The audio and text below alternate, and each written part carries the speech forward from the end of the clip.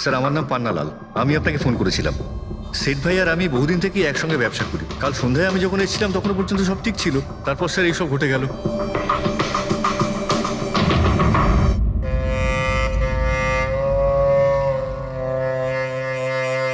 ইনি কে? স্যার বাড়ির চাকর রামু।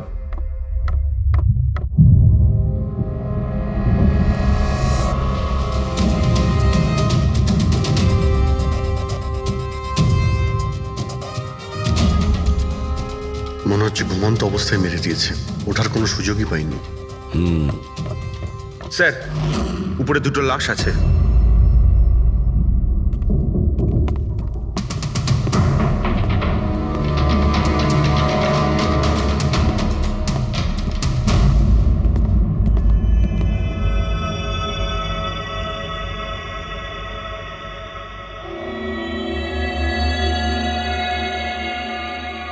মনে হচ্ছে চাকরের চিৎকার শুনেও বাইরে এসেছিল, আর খুনি ওকে এখানেই মেরে দিয়েছে।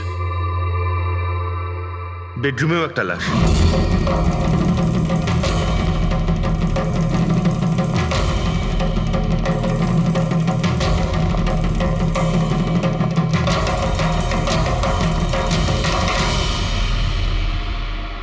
আওয়াজ শুনে হয়তো ওঠার চেষ্টা করেছিলেন, আর এখানেই মেরে দিয়েছে।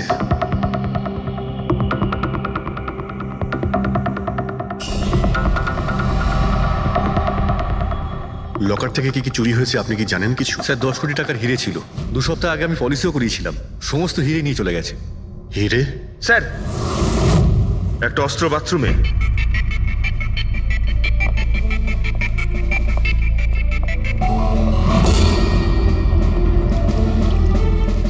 মনে হচ্ছে এইটা দিয়ে সব কটাকে মেরেছে।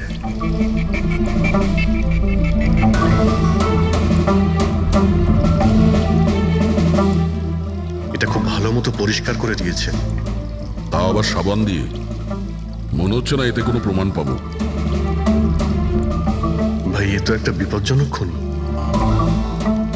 প্রথমে 3-3টে খুন করে, আর তারপরে বাথরুমে বসে অস্ত্রটা পরিষ্কার করে দেয়। সাইকোপ্যাথ।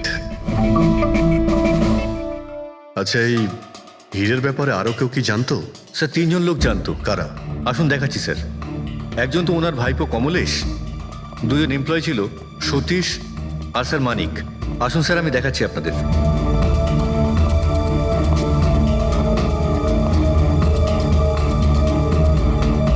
স্যার ইনি হলেন সেট ভাইয়ের ভাইপো কমলেশ। হ্যাঁ আমি কমলেশ। ওনারা আমার কাকু কাকিমা ছিলেন। আর এ হলো মানিক আর ও সতীশ। হ্যাঁ স্যার, ওই হিরে পলিশ করার কাজ আমাকে আর মানিক স্যারকে দিয়েছিল। আর স্যার আমার 10 কোটি টাকার হিরে নিয়ে চলে গেল। আমি তো বরবাদ হয়ে গেলাম। কোথা থেকে আমি ফেরত পাবো বলুন?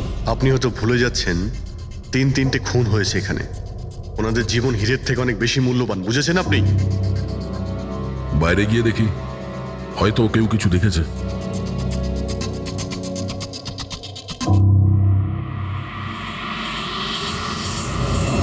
আমাদের কাল রাতের সিসিটিভি ফুটেজ চাই। এই ক্যামেরা চলছে তো? হ্যাঁ স্যার, কিন্তু কাল রাত 2 থেকে 3টের মধ্যে কারেন্ট চলে গেছিল। ওই সময়ে কিছু পাইনি স্যার, কিন্তু তার আগে আর পরে সব আছে স্যার। 2 থেকে 3টের সময় কারেন্ট ছিল না স্যার, কিন্তু তার আগে আর পরে সব আছে স্যার। 2 থেকে 3টের সময় কারেন্ট ছিল না, হয়তো খুনগুলো ওই সময়ই হয়েছে। আচ্ছা, এই সময় কোনো অচেনা ব্যক্তিকে তোমরা এখানে আসতে বা যেতে দেখেছো? স্যার রাত 2:30টার সময় শেঠবাবুর প্রতিবেশীর বাড়ি থেকে 4 জন গাড়ি নিয়ে বেরিয়ে গেল স্যার। ওই ফ্ল্যাটটা কার? ওটা প্রেরণা ম্যাডামের স্যার। প্রেরণা ম্যাডাম আর ওনার বাবা মা ওখানেই থাকেন স্যার। গত মাস থেকে ওনার বাবা মা ওনার গ্রামে চলে গেছেন, আর ওনার গাড়ি নিয়েই সবাই গেছে। হ্যাঁ স্যার, ওরা তাড়া করছিলেন, এছাড়া টেনশনও করছিলেন। আমরা বেশি মন দিতে পারিনি, আসলে আমরা কারেন্টের ব্যাপারটা দেখছিলাম। ওই গাড়ির ডিটেলস আছে তোমাদের কাছে? পেয়ে যাবেন। এই বাচ্চারা নিশ্চয়ই কিছু জানে এই ব্যাপারে। সব জায়গাতে অ্যালার্ট করে দিন, পালিয়ে যাবে কোথায় ওরা। স্যার কিছু এমনিতে দেখি বা শুনিনি, কিন্তু একটা আজব ব্যাপার হয়েছে কালকে। মোটামুটি 1 ঘন্টা অবধি কারেন্ট ছিল না রাত্রে। হ্যাঁ স্যার। হ্যাঁ স্যার এটা ক্রস এরিয়া, এখানে লোডশেডিং হয় না। কারেন্ট তো নিজে থেকে যায়নি। খুনি জেনে শুনেই পাওয়ার সাপ্লাইটা কেটে দিয়েছে।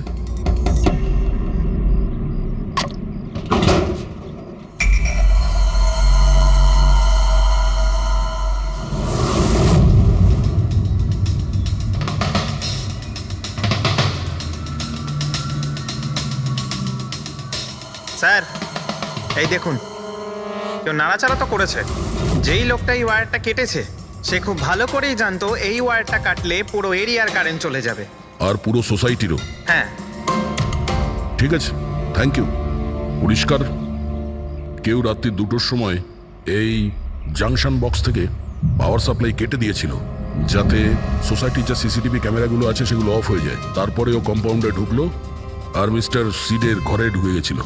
আর প্রায় 2টো থেকে 2:30টার সময় খুনটা করে, হিরেগুলো চুরি করে আর তারপর ওখান থেকে পালিয়ে যায়। আর তারপর 3টের সময় আবার কারেন্ট চলে এলো।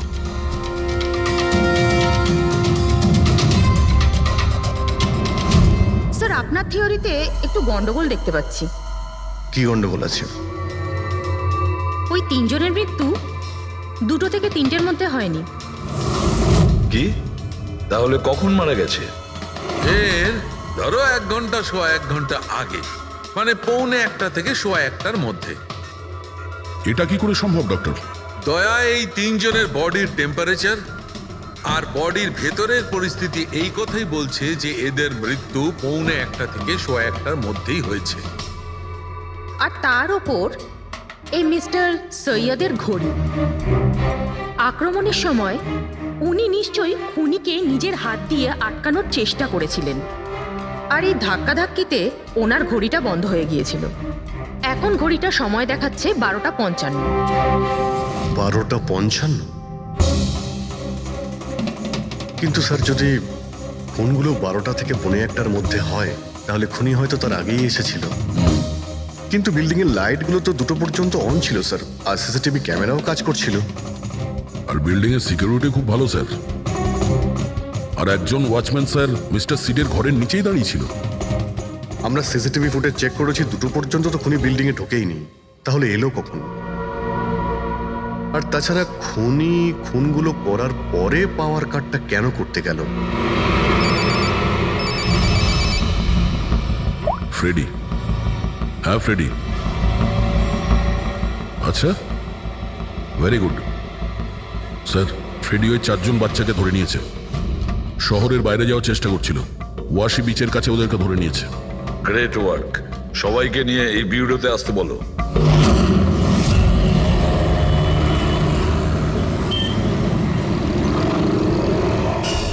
ওরা আমাদের জন্য মরে গেছে।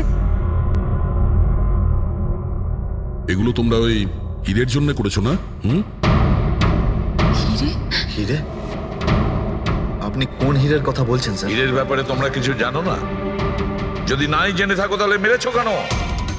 হ্যাঁ স্যার, আমরা কাউকে মারিনি, ওই কাবারা মেরেছে স্যার।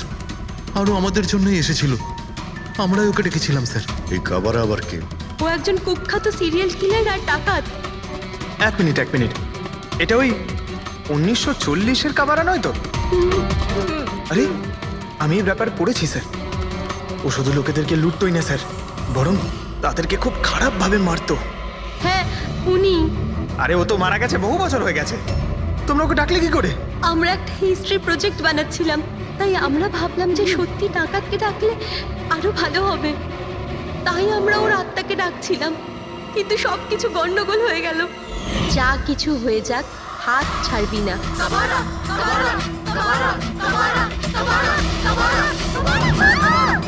তোরা হাত কেন ছেড়ে দিলি রবি? তোরা জানিস এটা কত ভয়ঙ্কর হতে পারে? Guys, let's just change.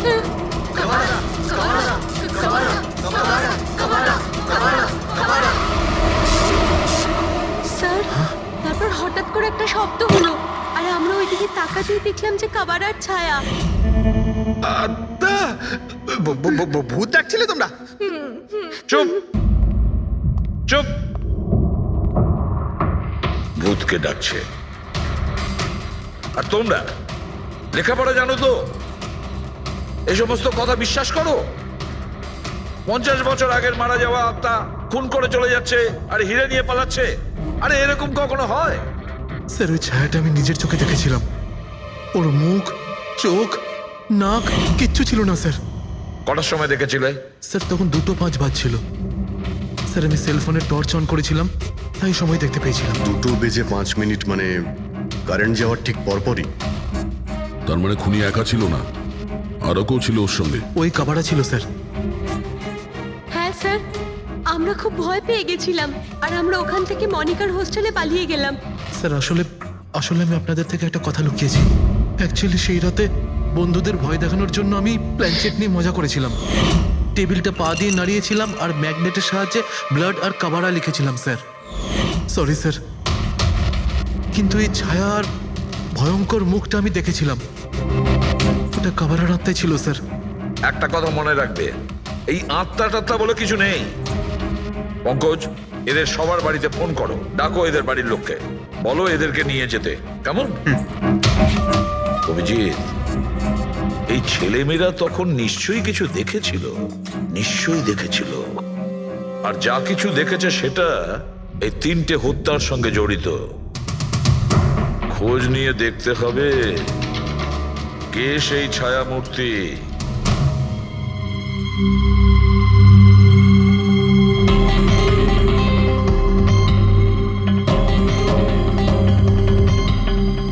মনে হচ্ছে ওরা খুনিকে দেখেছিল। হ্যাঁ স্যার, আর খুনি হলো ওই কাবারা। আরে ভাই, ব্যালকনিতে গিয়ে দেখে আসি, কোনো না কোনো প্রমাণ নিশ্চয়ই রেখে গেছে কাবারা তোমার জন্য।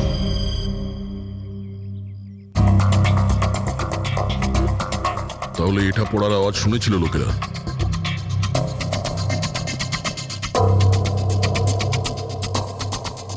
স্যার ওটা শেঠেদের ব্যালকনি, তো খুনি ওখান থেকে দৌড়ে এখানে এসেছিল, তখনই এই টপটা পড়ে গিয়ে ভেঙে গিয়েছিল। ওখানে গিয়ে দেখো তো।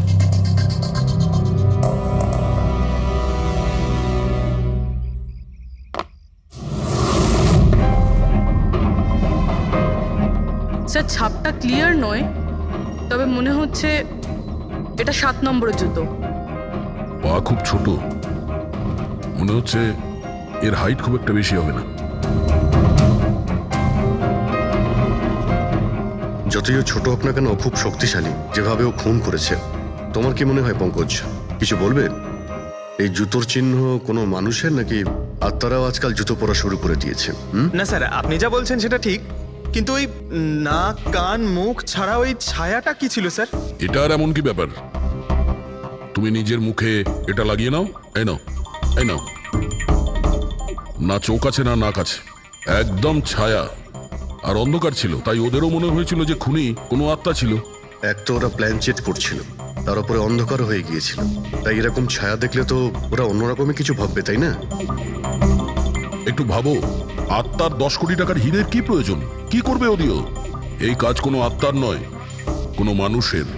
রাত্রি 12:55 মিস্টার সেঠ আর মিসেস সেঠ আর তাদের চাকর রামু, এই 3 জন খুন হয়ে যায় রাত্রি 2টোর সময়। জংশনের মিটার বক্সে কেউ তার টেনে ছেড়ে, আর রাত্রি 2:05 খুনিকে প্রেরণার ব্যালকনি থেকে পালাতে দেখে আদনান। এখন প্রশ্ন এটাই যে স্যার, খুনি বাড়ির ভিতরে ঢুকলো কি করে? আমাদের কাছে রাত্রির 2টো পর্যন্ত সিসিটিভি ফুটেজ আছে স্যার। দুপুরের পরে বাড়ির কাছে কেউ আসেনি, দরজা জানলা সব বন্ধ ছিল, কেউ এন্টার করতেই পারবে না।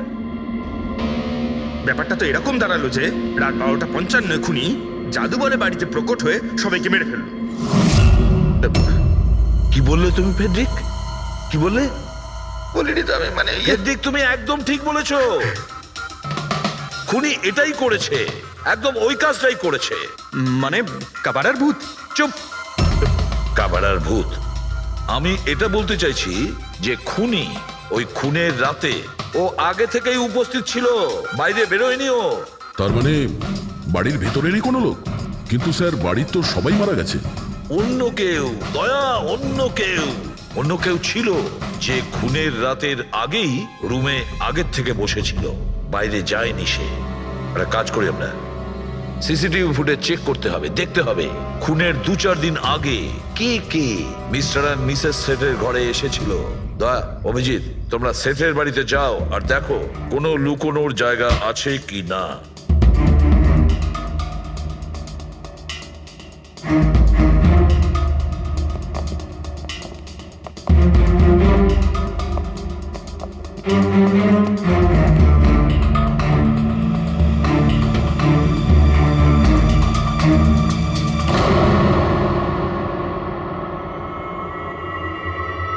দয়া, এই পিঁপড়েগুলো দেখো উপরে যাচ্ছে।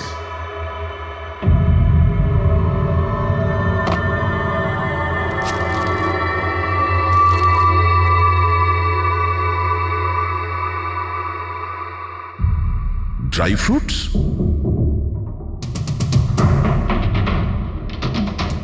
ড্রাই ফ্রুট নিয়ে ও হয়তো এখানেই লুকিয়ে বসেছিল। জায়গাটাও ভালো লুকোনোর জন্য সুযোগের অপেক্ষায় ছিল। কিন্তু এই ঘরের মধ্যে ঢুকলো কবে?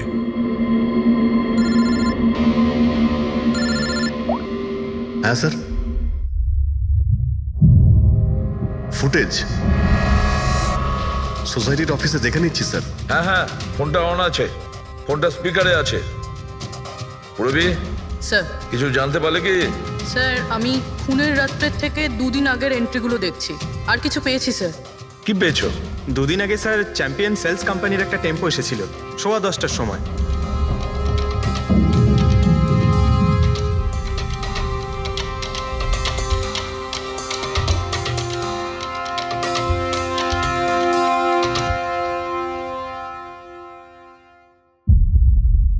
আর স্যার তার পরের দিন মানে খুন হওয়ার ঠিক 1 দিন আগে চ্যাম্পিয়ন সেলসের টেকনিশিয়ান মিস্টার শেঠের বাড়িতে এসেছিল, 1 ঘন্টা থেকে চলে গিয়েছিল।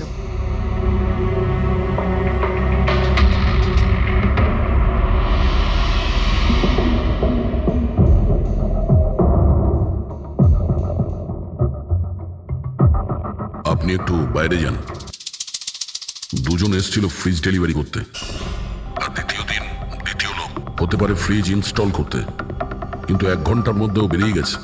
তার মানে এর মানে হলো যদি খুনি ওখানে ছিল তাহলে ও ওখানে কোনো প্রমাণ রেখে যাবে।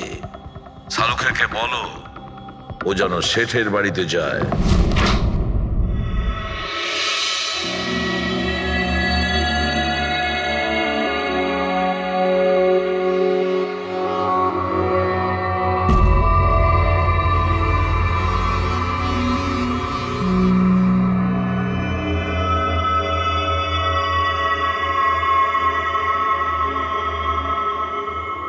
কিছু পাওয়া গেল ডক্টর?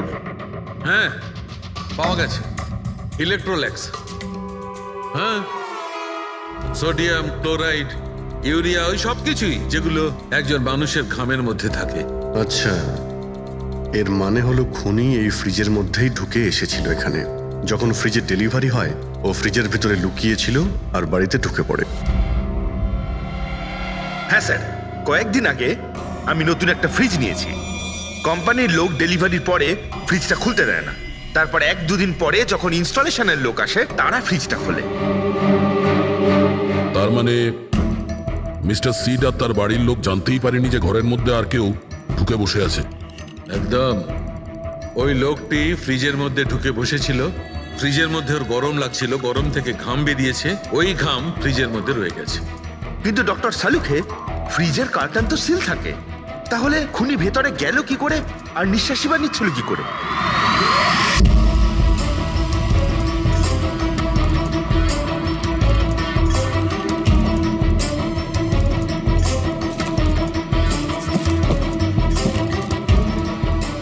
এই দেখো, এখান থেকে শ্বাস নিচ্ছিল। এ তো দেখছি ট্রোজান হর্সের গল্প হয়ে গেল। Trojan horse? সেটা আবার কি? ভাই, বড় একটা কাঠের ঘোড়া, কিন্তু ভিতর থেকে খালি, ফাঁপা। ভিতর থেকে খালি? হ্যাঁ, যার মাধ্যমে গ্রিক সৈনিকেরা ট্রয়ের মধ্যে ঢুকে পড়েছিল। গ্রিক সৈনিকেরা বড় একটা কাঠের ঘোড়া ট্রয়েতে পাঠিয়েছিল, যাতে আগে থেকেই সৈনিকেরা ছিল। ট্রয়ে পৌঁছানোর পরে সৈনিকেরা বাইরে বের হয় আর তারপর ট্রয়ের উপরে আক্রমণ করে। এই খুনিও একই উপায় অবলম্বন করেছিল আর সফলও হয়েছিল।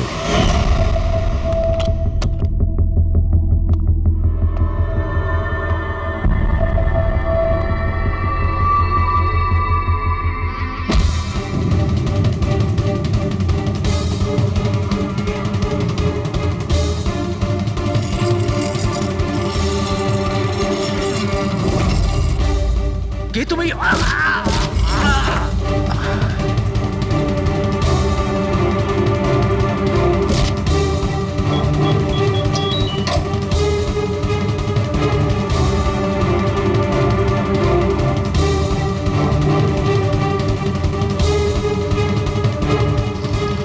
যাওয়ার আগে ও নিজের হাত ধুয়েছিল, অস্ত্রটাও পরিষ্কার করেছিল, আর ঠিক 2টোর সময় ওর যে সঙ্গী নিচে ওয়েট করছিল সে পাওয়ার সুইচ অফ করে দিয়েছিল, আর অন্ধকারের সুযোগ নিয়ে ও এখান থেকে পালিয়ে গেছে।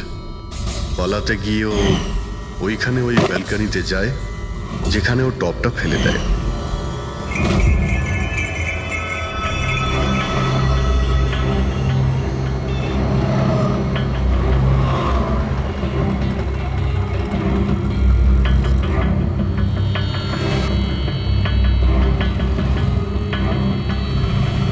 স্যার, ইনি চ্যাম্পিয়ন্স কোম্পানির ম্যানেজার। স্যার আমি রেকর্ডস আবার চেক করেছি, শেঠজি আমাদের বহুদিনের কাস্টমার। আপনি ম্যানেজার? হ্যাঁ। আর তো তোমরা কৈলাস আর মানব, হ্যাঁ, স্যার। তোমরা ফ্রিজ ডেলিভারি করতে এসেছিলে শেঠ সাহেবের বাড়িতে, তাই তো? হ্যাঁ স্যার। আর তুমি রানা, তুমি ফ্রিজ ইনস্টল করেছিলে? হ্যাঁ স্যার। কিন্তু কি হয়েছে স্যার? মিস্টার সেট, ওনার স্ত্রী আর ওনার কাজের লোক খুন হয়েছেন। খুন? কিন্তু স্যার আমরা তো কিছুই করিনি স্যার। স্যার আমরা তো অ্যাসাইনমেন্ট পেয়েছিলাম, আমরা গোডাউন থেকে ফ্রিজ তুলেছিলাম আর ওনার বাড়িতে ডেলিভারি দিয়েছিলাম। কিন্তু স্যার এটা তো আমাদের রোজের কাজ স্যার। হ্যাঁ স্যার, একটা কথা বলার আছে। ওই ফ্রিজটা স্যার একটু বেশি ভারী ছিল, প্রায় 30-35 কিলো বেশি ছিল স্যার। হ্যাঁ স্যার, আমরা এই ব্যাপারটা নিয়ে কথাও বলছিলাম। আমরা ভাবলাম যে কোনো নতুন মডেল হবে। স্যার আমি এদের লগবুক চেক করেছি, এরা দুজনে 9টার সময় গোডাউনে পৌঁছেছিল, আর 9:30টার সময় টেম্পোতে ফ্রিজটা লোড করেছিল, আর 10:15টার সময় এরা ওই ফ্রিজটাকে মিস্টার সিডের বাড়িতে ডেলিভারি করে ওখান থেকে বেরিয়ে গেছিল। এর মধ্যে তো কেউ ফ্রিজের ভিতরে ঢুকতে পারবে না। যা কিছুই হয়েছে 9:30টার আগেই হয়েছিল স্যার। স্যার এই খুনি রাত্রেই বোধহয় ফ্রিজের মধ্যে ঢুকে বসেছিল। মিস্টার রানা, আপনি গেছিলেন ওখানে ফ্রিজ ইনস্টল করতে, ফ্রিজের প্যাকিংয়ে আপনার কোনো গন্ডগোল লেগেছিল? মানে এরকম মনে হয়েছিল কি প্যাকিংটাতে কোনো গন্ডগোল আছে? সেরকম কিছু ছিল না স্যার, প্যাকিংটা শুধু ভালো ছিল না, কার্টুন আর ভিতরে থার্মোকল পুরো ভাঙা ছিল, যেন কোনো ইঁদুর কেটেছিল। আমার একটু অদ্ভুত লেগেছিল, তাই গিয়ে ফ্রিজটা চেক করলাম। ফ্রিজ একদম পারফেক্ট ছিল স্যার, ওতে কোনো ড্যামেজ বা ফল্টও ছিল না। তাই আমি ওদেরকে এই কথাগুলো বললাম না, কারণ ওরা ফ্রিজটা ফেরত দিয়ে দিত আর আমাদের কোম্পানির নাম খারাপ হয়ে যেত। থার্মোকল ভেঙে দরজায় হয়তো ঢুকিয়ে দিয়েছিল যাতে ওর শ্বাস নিতে পারে। এই ফ্রিজের ওজন 40 কিলোর বেশি ছিল। আর ওই জুতোর ছাপ যেটা পেয়েছি 7 নম্বরের, মানে এটাই বলতে চাইছি এই লোকটা কোনো অ্যাভারেজ হাইটের ফিটের নয়। এই জন্যই তো ফ্রিজের ভেতরেও সেট হয়ে যায়। ম্যানেজার বাবু, হ্যাঁ স্যার। মিস্টার শেঠের বাড়িতে যে ফ্রিজটা পাঠানো হয়েছিল সেম ফ্রিজ এখানে একটা আনান। ঠিক আছে স্যার। গেটুকে ডেকে পাঠাও।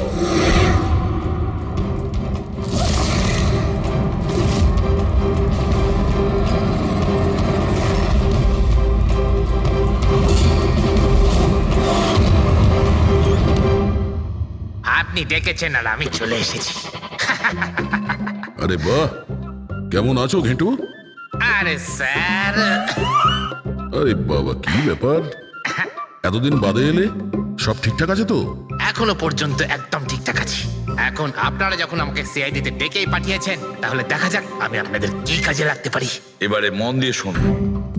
3টে খুন হয়েছে, আর আমরা সন্দেহ করছি যে খুনি ওই ফ্রিজের ভেতরে বসে লুকিয়ে ঘরের ভেতরে ঢোকে, 3জনকে খুন করে আর পালিয়ে যায়।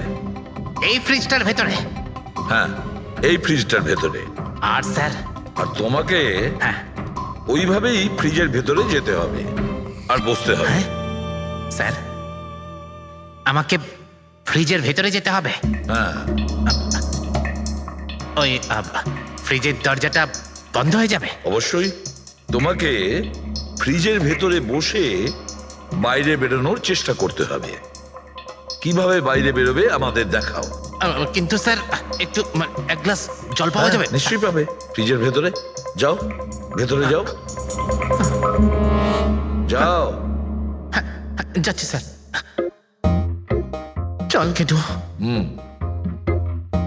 চলে যা ফাঁসি কাটে। আজকে হয়ে গেছিস তুই বলির পাঠা। যাচ্ছি স্যার।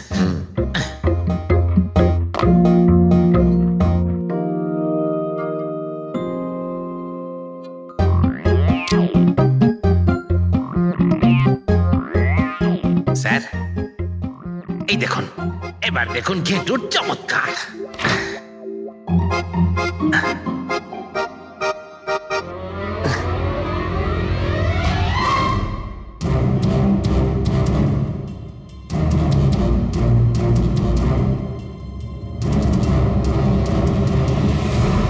ঘেটু, ঘেটু, বাইরে বেরোনোর চেষ্টা করো।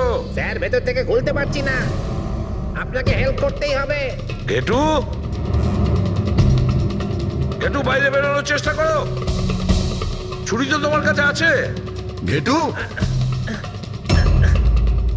হ্যাঁ স্যার, স্যার আমাকে তাড়াতাড়ি বের করো, বের করুন বের স্যার। করো ওকে বাইরে। মনে হচ্ছে আরে ওর স্যার, দম শ্বাসকষ্ট বন্ধ হয়ে যাচ্ছে হচ্ছে। স্যার।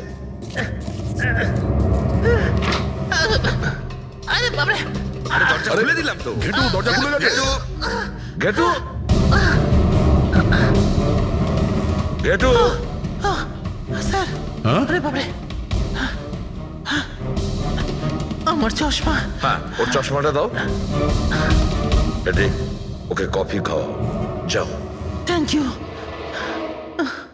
আমারও তো তাই মনে হচ্ছিল, কিছু না কিছু গোলমাল তো নিশ্চয়ই আছে। সেটের বাড়ির ফ্রিজের যে কার্টুনটা আছে সেটা এত শার্প কাটা হয়েছে বাইরে থেকে, ভেতর থেকে এরকম ভাবে কেউ কাটতেই পারে না। নিশ্চয়ই কেউ বাইরে থেকে কেটেছে ওই খুনিকে বাইরে বের করার জন্য।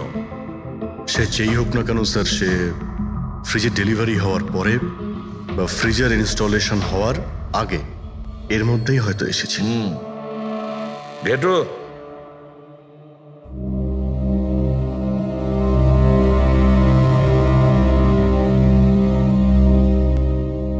ঘেটু, একটা কাজ করো। আমাদের ওই খুনি রোগা পাতলা 30-40 কিলো ওজনের হবে, তবে শক্তিশালী। এমন কোন লোককে খুঁজে বের করো যার কাছে হঠাৎ করে অনেক টাকা এসেছে, যে জুয়া খেলার মিস্টার শেঠের বাড়িতেই ছিল। স্যার হিরো তো ওনারই ছিল, তাহলে উনি খুন করলেন কেন? হতে পারে ওই হীরের ইন্স্যুরেন্স করেছিল, আর ইন্স্যুরেন্সের কোম্পানি থেকে ডবল লাভ নেবার জন্য এই সমস্ত খেলা খেলেছিল। আর স্যার দ্বিতীয় জন হলো মানিক, ও মিস্টার শেঠের কোম্পানিতে কাজ করে। আচ্ছা, এই হীরের পলিশ তো এই করতো না স্যার? হতে পারে ওর হয়তো লোভ জন্মে গিয়েছিল। আর তৃতীয় জন মিস্টার শেঠের ভাইপো কমলেশ। হ্যাঁ স্যার, এই কমলেশ আসলে ওদের ওখানে থাকে না, ওর কোম্পানিতে কাজ করত। কিন্তু হীরের ব্যাপারে কিন্তু ও সব কিছু জানতো। হতে পারে লোভে পড়ে ওদের সবাইকে খুন করে দিয়েছে। ঘেটু, হ্যাঁ বলো ঘেটু, বলো। স্যার একটা লোক আছে, ভিক্টর। স্যার ওর চেহারা সেম টু সেম একই রকম যেমনটা আপনারা বলেছিলেন। আর স্যার ও খুব সহজে ফ্রিজের মধ্যে এঁটে যেতে পারে। আর স্যার কয়েকদিন থেকে ও বেশ অদ্ভুত ধরনের কথাবার্তা বলছে, যেন যেন বড় একটা গুপ্তধনের খোঁজ পেতে চলেছে, অথবা ও যেন গুপ্তধন পেয়ে গেছে। স্যার ও খুবই পাগল আর রকচটা ধরনের মানুষ। শুনেছি কয়েক বছর আগে ও নাকি সিরিয়াল কিলারও ছিল।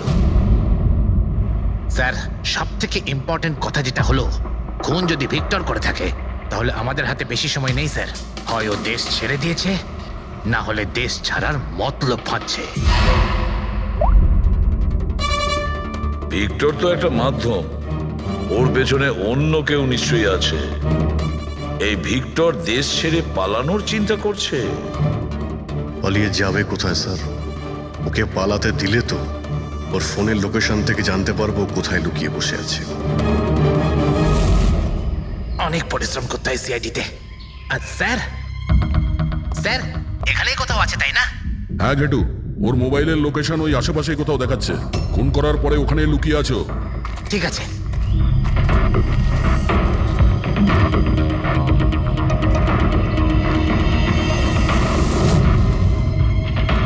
তুমি ঠিক যাচ্ছ, আরো আগে যাও।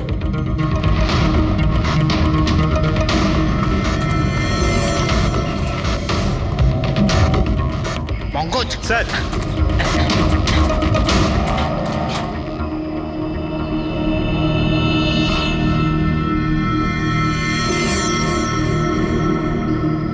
স্যার এবার আর ওকে কেউ ধরতে পারবে না স্যার। পঙ্কজ কি বলছো? কি হয়েছে কি? স্যার মরে গেছে ও। হাতে একটাই প্রমাণ ছিল, এখন সেটাও গেল। কি করে মারা গেল?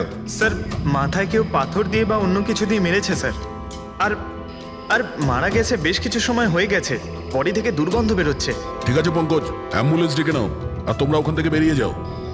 ওকে স্যার, ওকে।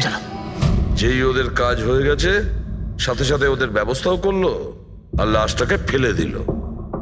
স্যার এই 3টে খুনের পরেই ভিক্টরের ফোনের লোকেশন ওখানেই দেখাচ্ছিল। আচ্ছা,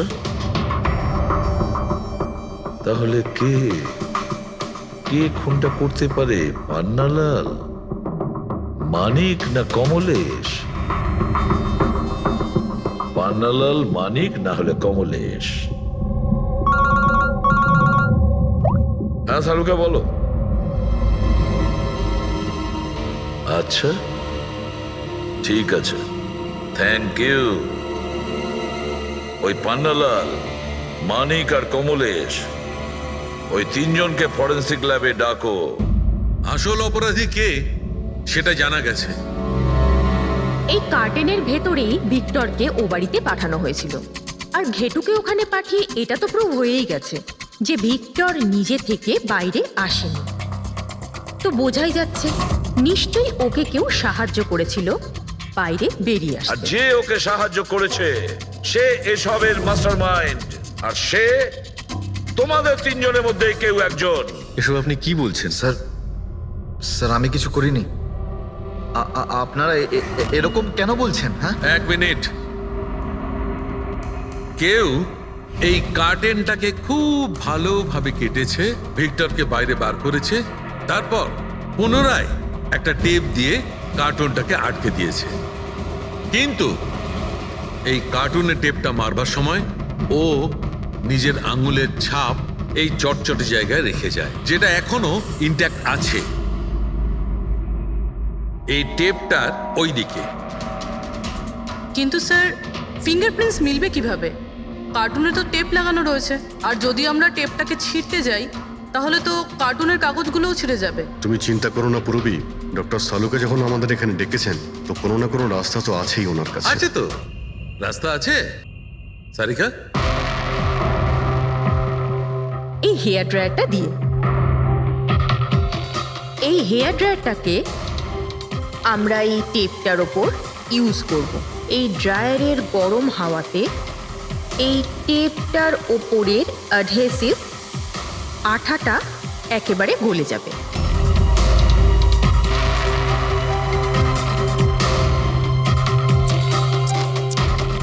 এই দেখুন, ফিঙ্গারপ্রিন্টস পরিষ্কার দেখা যাচ্ছে। আরে দারুণ করলেন সারিকা দেবী, সত্যিই অপূর্ব।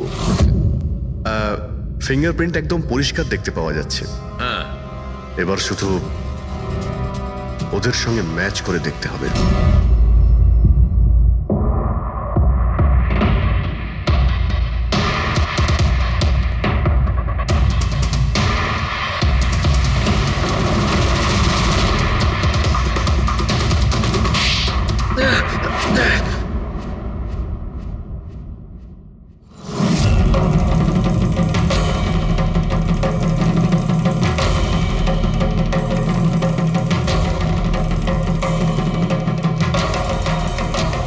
কমলেশ, হ্যাঁ আমি করেছি। আমি ওই হিরেগুলোর ব্যাপারে জানতাম, আর আমি এটাও জানতাম যে ওরা একটা নতুন ফ্রিজ নিতে চলেছে। আর তখনই আমার মাথায় একটা প্ল্যান এলো। আমি ওই ফ্রিজটাকে ফ্রোজেন হর্সের মতো ইউজ করে ভিক্টরকে ওই বাড়িতে পৌঁছলাম।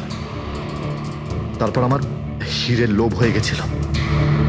তারপরও রাতে বাড়ি এসে পৌঁছলো। তারপর সুযোগ দেখে আঙ্কেলের ফ্রিজটায় গিয়ে আমি লুকিয়ে গেছিলাম। আর তারপর ডেলিভারির পরে তুমি ওনার বাড়িতে যাও আর ভিক্টরকে ফ্রিজ থেকে বাইরে বের করো। সেই রাতে আমি কাকুর বাড়িতেই লুকিয়েছিলাম।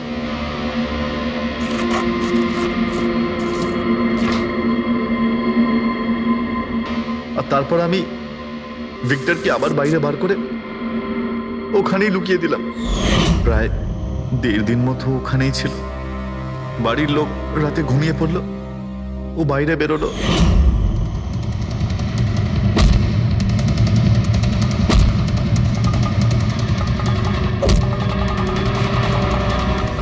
সবাইকে মারলো আর তারপর হিরে চুরি করে আমার জন্য অপেক্ষা করছিল।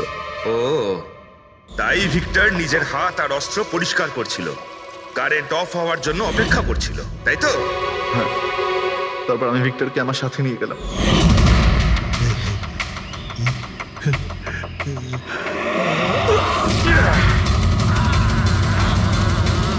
আর মারার পরে ওকে ফেলে দিলাম যাতে আমার কাছে কেউ পৌঁছতে না পারে।